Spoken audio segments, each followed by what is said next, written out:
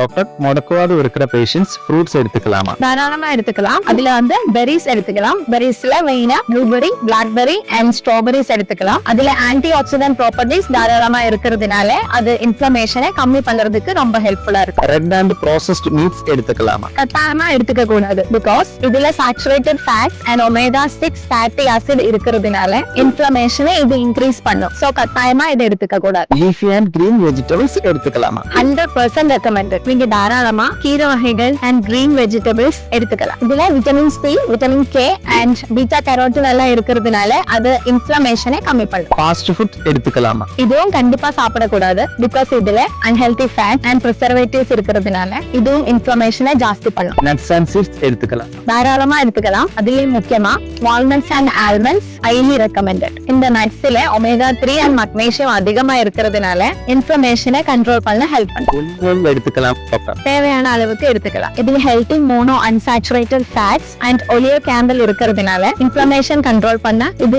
நல்லாவே ஹெல்ப் பண்ணும்.